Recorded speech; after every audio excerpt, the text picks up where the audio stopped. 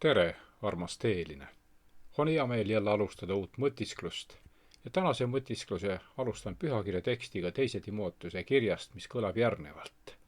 Jumal ei ole meile andnud arguse vaimu, vaid väe ja armastuse ja mõistliku meele vaimu.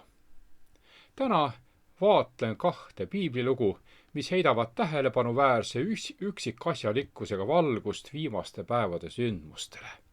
Esiteks loen Sadraki, Meesaki ja Abednego kohta kirja pandut, mis vihjab ilmselt ilmutamise 13. peatükis kirjutatud probleemidele. Seejärel siirdun Uue Testamendi juurde ja sealt leiame tunnistuse, et esimeste kristlaste kogemus aitab meil samuti mõista, mida oodata praeguse hetke ja Kristuse tagasituleku vahelisel ajal. Mõlema näite puhul torkab silma julgus ning need pakuvad mõtteid meelerahu leidmiseks kõige katsumuste rohkemates olukordades. Ikka ja jälle ütles Jeesus midagi sellist: ära karda, ja veelgi, miks su mõtted sind kohutavad. Oluline on meeles pidada, et prohvetikuulutuste tähelepanu keskpunktis on Kristus ja seetõttu peame suutma leida sama nõuande tekstidest, mis kirjeldavad maakirja viimaste hetkedel toimuvat. Teie süda ärgu ehmugu, ütles Jeesus oma jüngritele. Uskuge Jumalasse ja uskuge minusse. Teisisõnu, lõpuaja sündmused on tõesti keerulised ja kurnavad nende jaoks, kes soovivad jääda ustavaks Jumalale. Aga meil on eesõigus vaadata neid sündmusi lõppude lõpuks lootusega, mitte hirmuga. Üheks mõjuvõimsamaks prohvetikuulutuseks kogu pühakirjas on vaieldamatult Danieli raamatu 2. peatükk. Prohvet visandas rohkem kui 500 aastat enne Kristust maailma ajaloo, mis algas tema ajast, seega Babylonias, liikus edasi mööda Pärsia, Kreeka ja Roomani ning siis Rooma lagunemiselt tänapäeva Euroopa rahvasteni. Tõepoolest, üks Euroopa rahvastest rääkiv piiblisalm ütleb koguni nii: kuigi nad segunevad inimseemne poolest, ei püsi nad üksteise küljes, nagu raud ei segune saviga. See prohvetikuulutus on hämmastaval moel täitunud. Vaatamata kõiksugu segaabieludele eri rahvaste vahel, valitsejatest lihtrahvani, on riigid jäänud eraldiseisvaiks. Näiteks nimetatakse Briti kuningakoda ilusa inglispäärse nimega Windsori kojaks. Aga see nimi on suhteliselt värske, pärit alles aastast 1917. Enne nimetati seda perekonda Saksi-Coburg-Gotthaks, selgelt saksapäärse nimega, sest paljud Briti kuningakoja liikmed olid segunenud inimseemne poolest ja seega veresugulased sakslastega. Ometi ei piisanud neist veresidemeist, et sõjast hoiduda, ja nii võttis kuningakoda esimese ilmasõja ajal, tahtes ennast lahti haakida oma vihatud vaenlastest, uueks nimeks Windsori koda. Aga nüüd oleks aeg lugeda pühakirjast Danieli 2. peatükist, mida prohvet siin meile räägib. Siis kuningas nägi ja vaata, oli üks suur kuju. See kuju oli suur ja selle hiilgus erakordne. See seisis sinu ees ja selle välimus oli hirmus. Kuju pea oli puhtast kullast, rind ja käsivarred hõbedast, kõht ja reied vasest, sääred rauast, jalad osalt rauast, osalt savist. Sa vaatasid, kuni üks kivi kätte abita lahti murdus ja lõi kujule vastu jalgu, mis olid rauast ja savist ja purustas need. Siis purunesid üheskoos raud, savi, vask, hõbe ja kuld ja said aganate sarnaseks suviselt rehealuselt. Tuul viis need ära ja neist ei leidunud jälgegi. Aga kivist, mis oli tabanud kuju, sai suur mägi ja see täitis kogu maa. See oli unenägu ja nüüd ütleme kuningale selle tähenduse. Sina, kuningas, oled kuningate kuningas, kellele taeva Jumal on andnud kuningriigi, võimu, vägevuse ja au ja kelle kätte ta on andnud inimesed, kus nad iganes elavad, metselajad ja taevalinnud, pannes sind valitsema nende kõigi üle. Sina oled kullast pea. aga sinu järele tõuseb teine kuningriik, väiksem kui sinu oma, ja veel kolmas kuningriik, Vasest, mis valitseb kogu maa üle. Siis tuleb neljas kuningriik, tugev nagu raud, kuna ju raud kõike lõhub ja pihustab, ja nagu purustav raud, nii lõhub ja purustab ta need kõik. Aga et sa nägid jalad ja varbad olevat osalt potissaba savist ja osalt rauast, siis tähendab see jagatud kuningriiki. Küll on selles raua tugevust, just nagu sa nägid rauda savimullaga segatult. Ja et jalgade varbad olid osalt rauast ja osalt savist, tähendab seda, et see kuningriik on tugev ja osa on rabe. Et sa nägid rauda savimullaga segatult, tähendab seda, et kuigi nad segunevad inimseemne poolest, nad ei püsi üksteise küljes nagu raud ei segune saviga.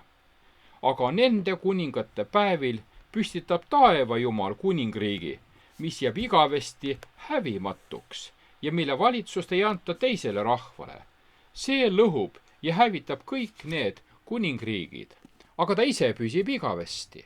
Just nagu sa nägid, et üks kivi kätte abita mäest lahti murdus ja purustas raua, vase, savi, hõbeda ja kulla.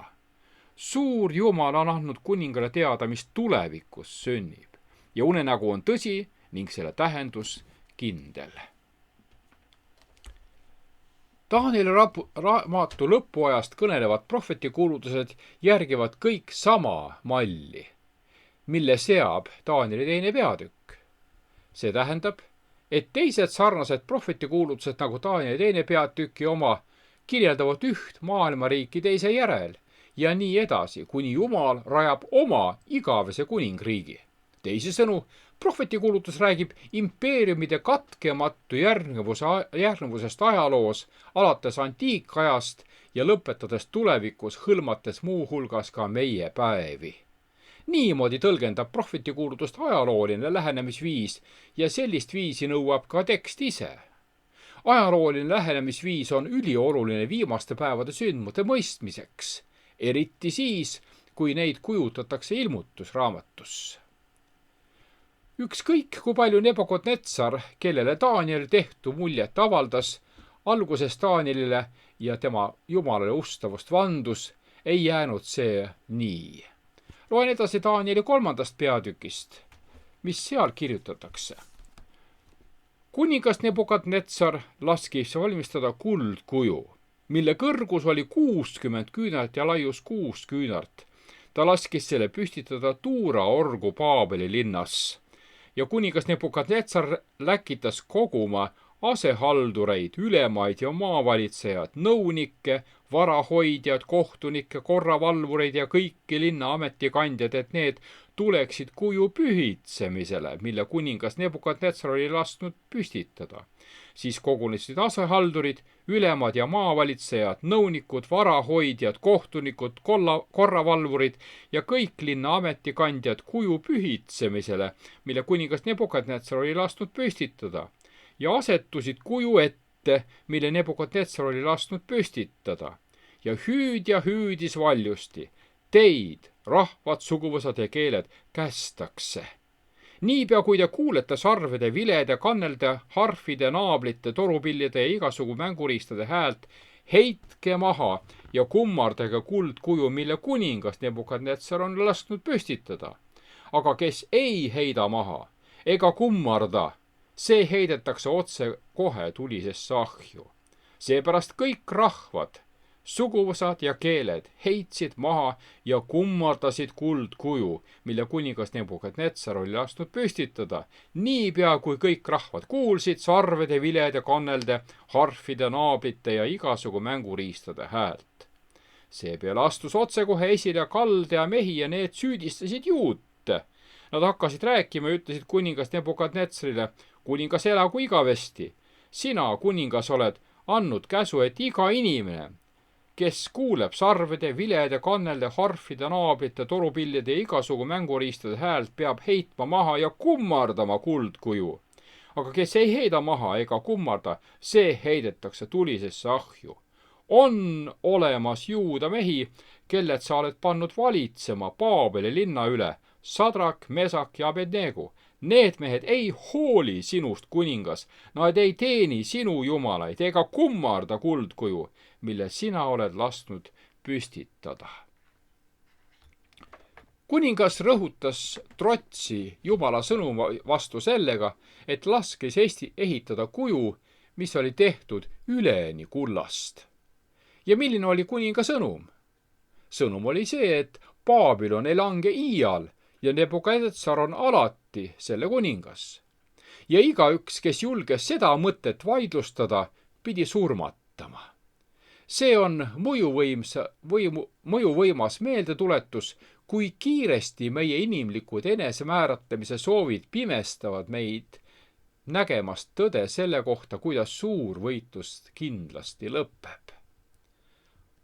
Mõnes mõttes oli Nebukadnetsari juures näha Lutsiferi iseloomujooni. Ta oli auahne, ennast täis ja piisavalt uhke, et hakata avalikult vastu Jumala autoriteedile. Teisalt oli muidugi ka märgatavaid erinevusi. Lõpuks hakkas Nebukadnetsar uskuma tõelist Jumalat ja tõenäoliselt kohtume temaga kuningriigis, mille vastu ta esialgu väga trotslikult võitles. Kuid taas on aeg lugeda Danieli 3. peatükist. Mida ütlesid mõningad mehed? Kui see peab olema, võib meie Jumal, keda me teenime, meid päästa. Ta päästab meid tulisest ahjust sinu käest, oh kuningas. Aga kui mitte, siis olgu sul teada, kuningas, et meie ei teeni sinu jumalaid ega kummarda kuldkuju, mille sa oled lasknud püstitada. Mõtle, kui kergesti võinuks need 3 meest õigustada mõistuspäraselt arutledes oma väljapääsu ohtlikkust olukorrast. Kas nad polnud viimati fanaatikud, valmis laskma end elusalt põletada selle asemel, et lihtsalt kummardada? Kas nad ei võinud lihtsalt teeselda ja kummardada näiteks jalatsipaelu siduma, paludes samal ajal oma jumalat? Oli see tõesti väärt olukorda, millega nad silmitsi seisid? Ilmselgelt oli asi nende jaoks riski väärt, isegi kui nende sõnad väljendasid teadmist, et nad ei pruugi eluga pääseda.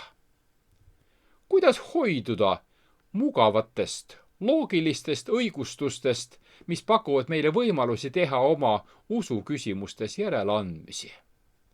Mida ütleb pühakiri? Mis kirjeldab just seesugust kiusatust? Luuka 16. peatükist loen. Kes on ustav pisimas, see on ustav ka paljus. Ja kes on ülekohtune pisimas, see on ülekohtune ka paljus.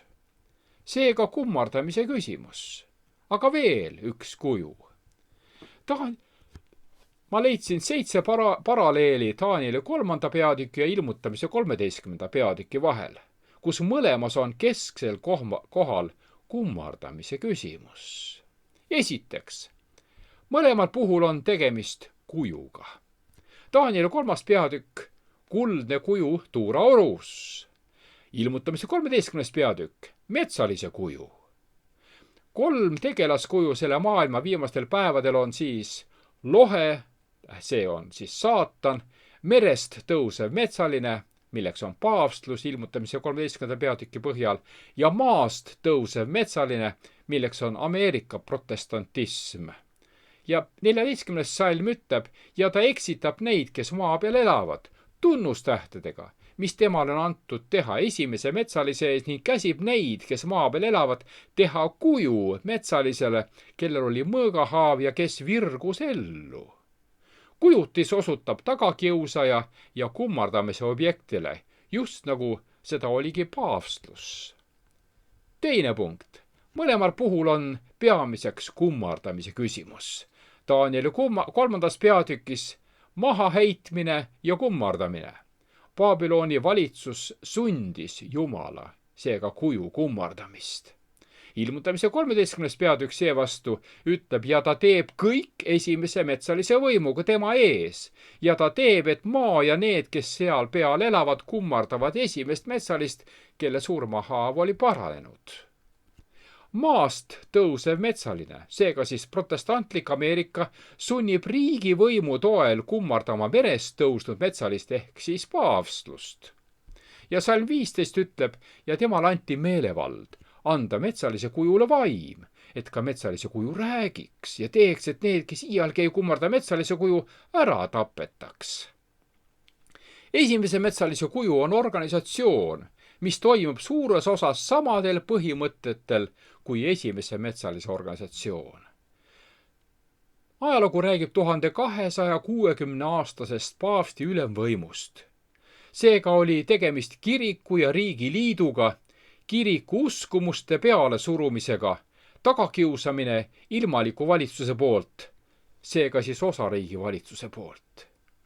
Mis on siis metsalise kuju? Selleks on riigi poliitilise süsteemi liit religioosse süsteemiga. Protestantlik Ameerika hülgab oma usuvabaduse. Loobutakse konstitutsioonist tulenevastest õigustest, milleks on sõnavabadus, usuvabadus ja ajakirjandusvabadus. Nad hakkavad rääkima nagu lohe, seega saatan. Nad kasutavad jõudu, et peale suruda Rooma kirikusüsteemi religioosset kummardamist. Piibel räägib ilmutamise raamatus erksa punase naise ratsutamisest metsalisel ilmutamise 17. peatükis. See on poliitilise võimega seotud usust taganenud religioosne süsteem. Kolmandaks, mõlemad alustavad veenmise, sundimise ja jõu kasutamisega. Kuidas oli Taanieli 3. peatükis? Muusika, jumalateenistus, keeldumise korral sund, ahjutule oht. Ilmutamise 13. peatükis öeldakse tunnustähed ja imed. Isegi tuli tuleb taevast alla. Sund ja tagakiusamise oht, kui keeldutakse kummardamast. Neljandaks, mõlemad hõlmavad surmaähvardust. Taanieli 3. peatükis lugesime, oht on olla surmatud tuleahjus. Ilmutamise 13. peatükk räägib surmast, sellepärast et tapetakse kõik, kes ei kummarda metsalise kuju. Viiendaks, mõlemad on seotud tulega. Ilmutamise 13. peatükk ütleb, ta teeb suuri tunnustähti, nõnda et ta laseb tulegi taevast maha tulla maa peale inimeste silme ees. Kuuendaks, mõlemad hõlmavad valikut kummardada kas Jumalat kui loojat või metsalise süsteemi. Taanieli 3. peatükis ühe tõelise Jumala kummardamine või siis ebajumala kuju.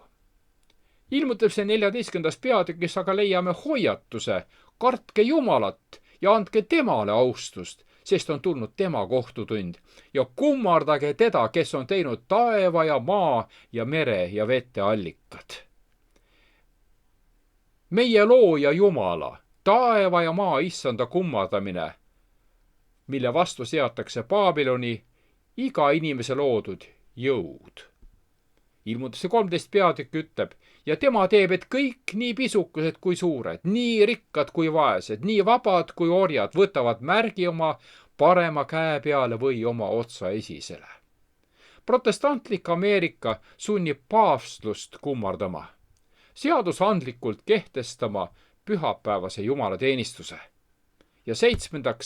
mõlemad hõlmavad otsust ja seisukohavõttu. Taanieli 3. peatükis saime lugeda Sadrak, Meesak ja Abednego kostsid ning ütlesid kuningale. Nebukadnetsar, selle peale pole meil tarvis sulle vastata sõnagi. Kui see peab olema, võib meie Jumal, keda me teenime, meid päästa. Ta päästab meid tulisest ahjust ja sinu käest, oh kuningas. Meie Jumal on elav ja võimeline vabastama.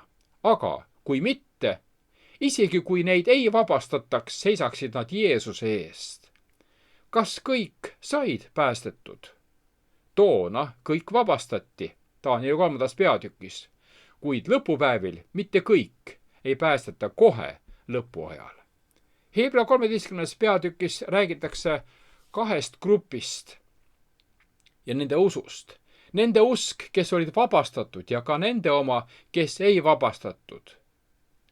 Ilmutuse 20. peatükk ütleb, ja ma nägin aujärgi ja neid, kes nendel istusid ja kohus anti nende kätte ja ma nägin nende hingi, kelle pead olid ära raiutud Jeesuse tunnistuse Jumala sõna pärast ja kes ei olnud kummardanud metsalist ega tema kuju ega võtnud tema märki oma otsaesile ja oma käe peale ja nad virgusid ellu usus ja valitsesid kuninglikult ühes Kristusega 1000 aastat.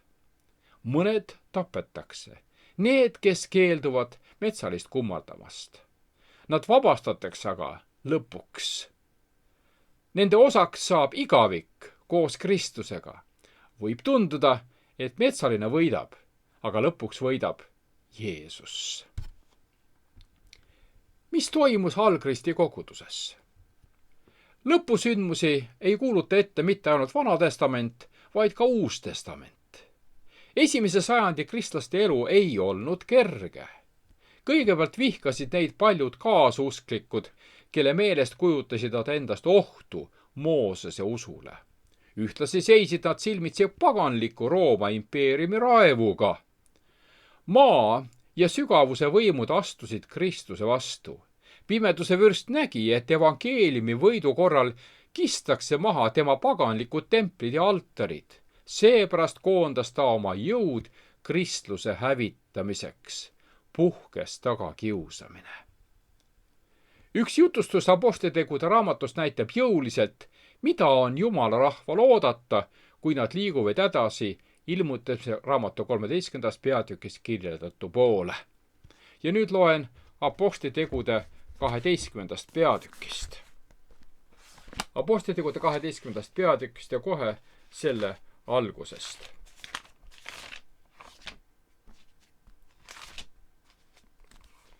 Aga sel ajal pistis kuningas Herodes käe mõnede külge kogudusest, et neile paha teha. Ja ta tappis mõõgaga Jaakobuse, Johannese venna, ja nähes, et see oli juutidele meeltmööda, võttis ta ette vangistada ka Peetruse. Sel ajal olid parajasti hapnemata leibade pühad. Ta võttis tema kinni ja heitis ta vangitorni ning andis tema neljamehelisse sõjameeste salga kätte hoida, kavatsedes seda pärast paasapüha tuua rahva ette. Nii peeti siis Peetrust vangis, aga kogudus tegi väsimata palvet Jumala poole tema eest. Aga kui Herodes tahtis teda tuua kohtu ette, magas Peetrus sel ööl 2 sõjamehe vahel ahelatega seotult ja vahid ukse ees valvasid vangihoonet. Ja vaata, issanda ingel seisis seal ja valgus paistis seal toas. Ja ingel tõukas Peetruse külge, äratas ta üles ning ütles, tõuse usinasti üles. Ja ta ahelad langesid kätte ümbert maha. Ja ingel ütles talle, pane vöö vööle ja kingad jalga. Tema tegi nõnda. Veel ta ütles talle, pane kuup selga ja tule minu järele. Ja ta tuli välja ja läks ta järele ega teadnud, et on ilmsi see, mis sünnib ingli kaudu, vaid mõttest nägevat nägemust. Aga kui nad jõudsid mööda esimesest ja teisest vahist, tulid nad raudvärava ette, mis viis linna. See läks iseenesest neile lahti ja nad tulid välja ja läksid edasi ühte uulitsat mööda. Ja ingel lahkus äkitselt temast. Kui siis Peetrus teadlikuks sai, ütles ta, nüüd ma tean tõesti, et issand on läkitanud oma ingli, on mind päästnud Herodese käest ja kõigist, mida juuda rahvas ootas. Ja märgates, kus ta on, tuli ta Maarja Johannese, teise nimega Markuse ema maja juurde, kuhu mitmed olid kokku tulnud palvetama. Ent kui Peetrus koputas jalgväravale, tuli tüdruk nimega Roode välja kuulatama. Kui ta Peetruse hääle ära tundis, ei teinud ta väravat lahti rõõmu pärast, vaid jooksis sisse ja teatas, et Peetrus värava taga seisvat. Nemad ütlesid talle, sa jampsid. Aga tema tunnistas kindlasti, et see on nõnda. Nad ütlesid, see on tema ingel. Aga Peetrus jäi veel koputama ja kui nad avasid, nägid nad teda ja ehmusid. Siis ta viitas käega neile, et nad jääksid vait ja jutustas neile, kuidas issand oli ta vangihoonest välja viinud ning ütles, kuulutage seda Jakobusele ja vendadele. Ja ta väljus ning läks teise paika. Millised üksikasjad selles jutustuses võiksid sinu meelest viidata viimaste päevade sündmustele? Jaakobusel oli pea maha raiutud ja Peetrus oli järgmine. Kristlastele oli langetatud surmaotsus. Selles jutustuse üks tähelepanuväärsem seik on ehk tõsiasi, et Peetrus magab ööl, mis peaks olema tema elu halvim.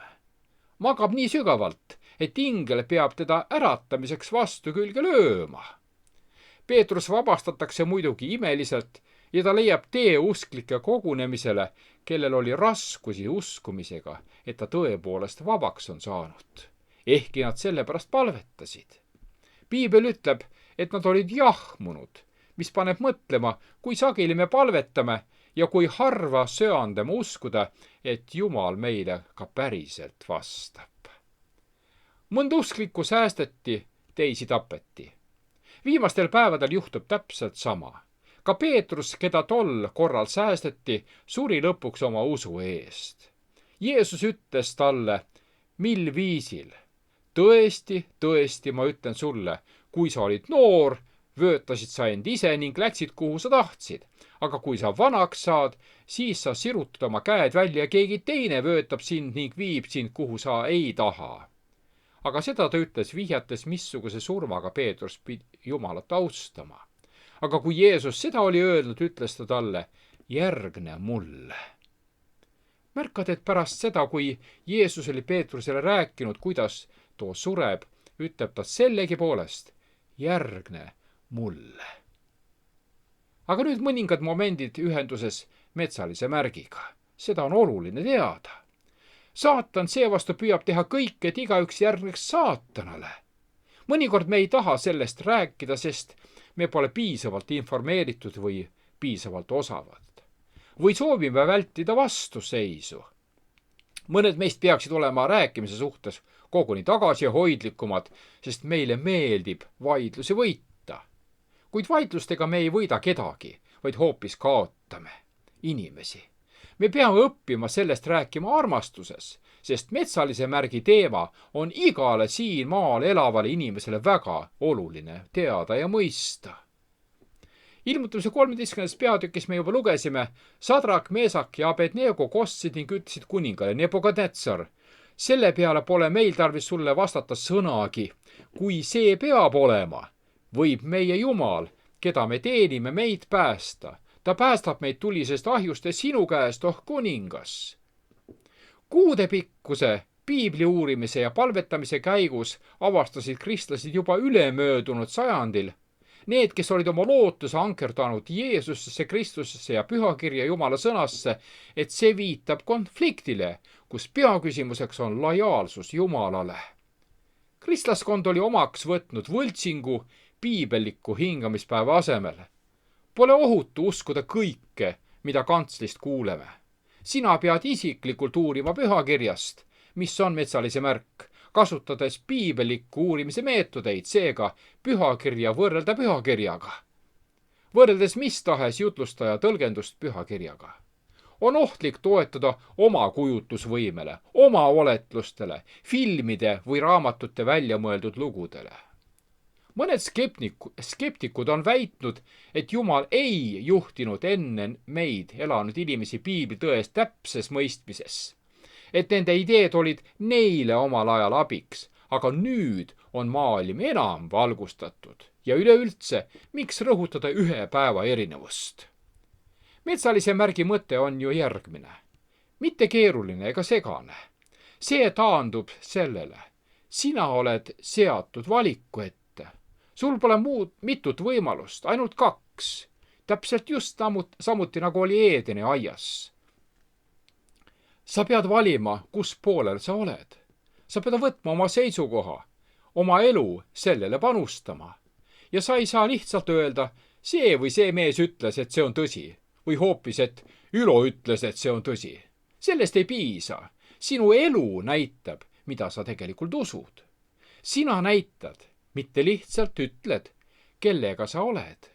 Olenemata sellest, kas sa usud, et see on hingamispäev või miski muu on tõsi. Tõde paistab välja sinu elust. Ühel või teisel moel saab tõde sinu kohta avalikuks. See, mis täna on sinus peidus, olgu see hea või halb, saab kõigile nähtavaks. Nii et pole mingit kahtlust sinu valitud poole suhtes. Inimesed ei näe südamesse. Seega Jumala poolt määratud sündmused paljastavad meie südamed. Selle meie südame varjatud osa, kalliks peetud patu, kangekaelse uhkuse, sügavalt juurdunud isekuse, kas me töötame koos Jumalaga, et tema saaks selle kõrvaldada? Või see avalikustatakse, et näidata vundamenti, millele oleme ehitanud? Aga kui mõtleme veel skeptikute peale, kas metsalise märk võiks olla midagi muud kui rünnak 4. käsu vastu?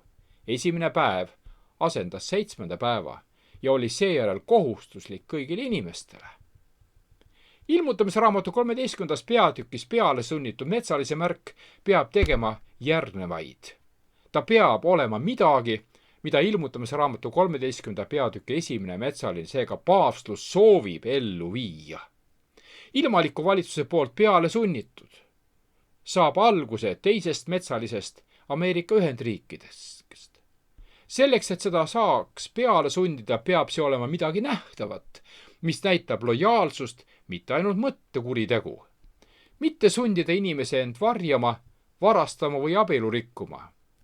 Üks märk, kergesti ära tuntav, kõige selle kohta, mida saab peale suruda universaalselt ja kogu maailmas. Ja see jagab inimesed kergesti 2 äratuntavasse rühma. See on kummardamisjoon, mis nõuab teadlikku valikut. Jumala seaduses sobib ainult hingamispäeva käsk nendele tunnustele. 7. päeva hingamispäeva austamiseks pole ühtegi pragmaatilist ega isekat põhjust, välja arvatud lojaalsus Jumala autoriteedile kui looja. Ainult see käsk on rünnaku all. Mõningad küsivad, kas keegi tõesti tapaks 1 päeva pärast? Kui oleme inimkonna sõdade ajaloost midagi õppinud, siis just seda, et inimesed tapavad ükskõik mille nimel. Me vaatame maailma sellisega, nagu see on. On võimatu, et kogu maailm pöörduks vähemuse vastu, nii väidetakse. Ometi on just see stsenaarium väiksemas mastaabis varemgi palju kordi toimunud. Inglid hoiavad praegu kurjust tagasi. Inimesed kogevad endiselt pühavaimu tööd, kurjuse täieliku avaldumise ohjeldamist.